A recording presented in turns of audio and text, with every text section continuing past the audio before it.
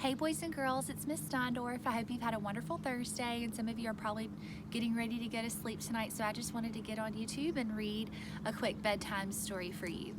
The title of our story is Our Great Big Backyard, written by Laura Bush and Jenna Bush Hager, and they are both the authors, so they wrote the words, and they are actually related to George Bush, who was our former president, which is kind of a neat fact. Illustrated by Jacqueline Rogers. So this person drew the pictures. Our Great Big Backyard.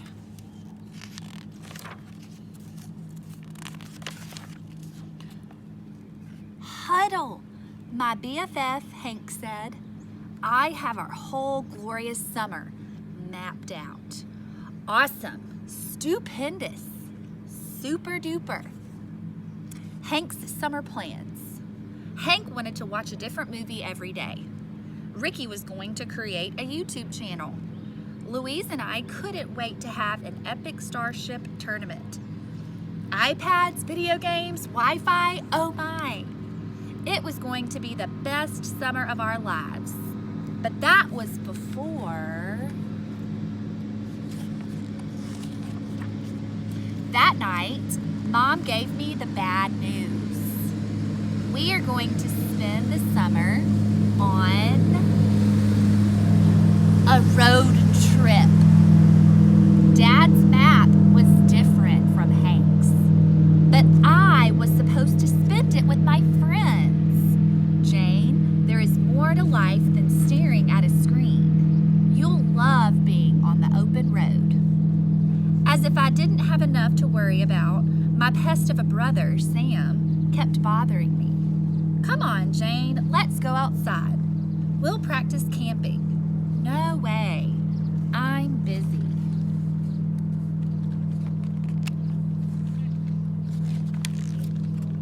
On the last day of school, my parents picked me up for what they called the Great American Road Trip.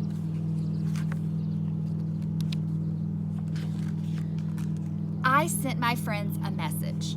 I'm leaving on a road trip. Don't know when I'll be back again. Oh boy, I hate to go. As we drove south, my parents sang along to show tunes. How humiliating. At least I had their phone to keep me company. Jane, put that away. You're missing some beautiful sights. All I'm missing is time with my friends.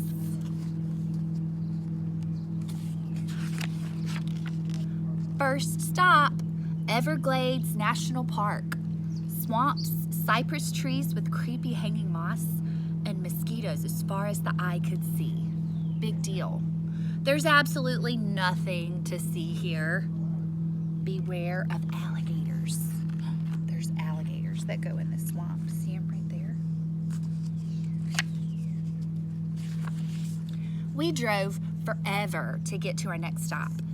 As we crossed the Mississippi River, Sam waved to a riverboat captain. I hid behind my iPad. Ahoy, matey! Next stop, Big Bend National Park. I couldn't wait to get out of the car so I could finally play Starship.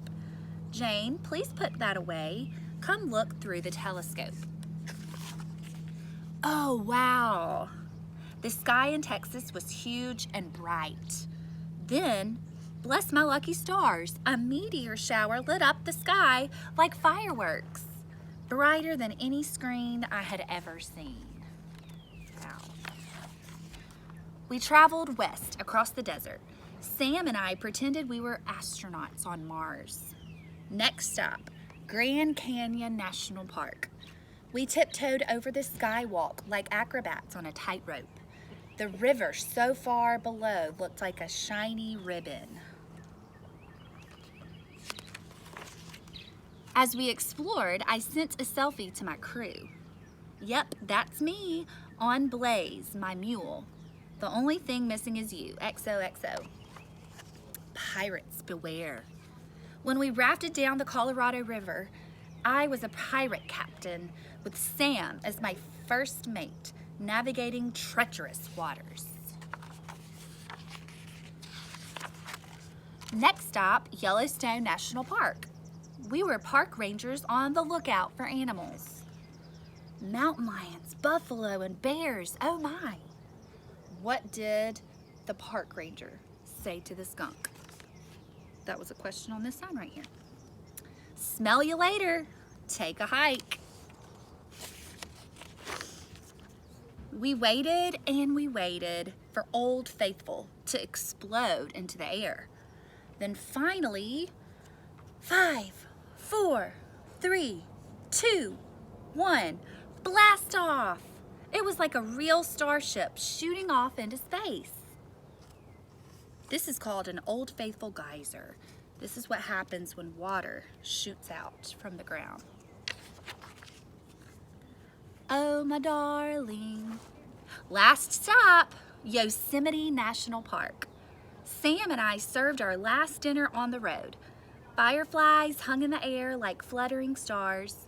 We pretended we were cowboys. The mountain went up and up and up, straight into the sky, watching over us. I felt really small, but really great too, like I was part of something big. Oh no! The next morning, I couldn't find my most prized possession, my tablet. Jane, you packed it away a week ago, Mom said. How can I tell my friends we're coming home? Wait, I got it. So it looks like instead of telling them from her iPad, she decides to make a postcard. And we didn't read that from the words, but we could draw those conclusions from the illustration here on this picture. What did you like best? I asked Sam. The campfires. I thought about all the stars. I'm going to miss our big adventure. I was sad when we got home, but then I took Baxter into our backyard and I had a brilliant idea. Mom, can my friends come over for a camp out? I told Hank and Ricky and Louise all about the places we had seen. I had the best summer after all. It's spectacular out there. Just then, a shooting star zoomed across the sky. Look, it's beautiful right here in our own backyard. The end. So boys and girls, when I read this story at the beginning, the kids were not super excited about their summer plans. They had in mind what they wanted to do with their tablets and their phones and their friends and their computers and all the screens that they were on. But their parents told them that they were going on an adventure and they were going outside and they were going to all these different parks, and they were not excited about that. But it ended up being more fun than they had thought. Maybe the time that we're in right now kind of feels like that, where we're stuck at home and all of our fun plans are stopped and interrupted. I want you to think about that. What can you do at home? Maybe you want to make a tent and go in your own backyard just like these friends did. Maybe instead of doing your homework that Miss Steindorff tells you to do every week, instead of just doing that at your kitchen table, maybe you want to do it in your backyard with a campfire playing or going with the help of your mom. You could pitch a tent, or you could read with a flashlight. There's lots of different ways that you can have fun while still doing your work. So I hope that this story was encouraging to you, and I hope that y'all sleep well. Good night.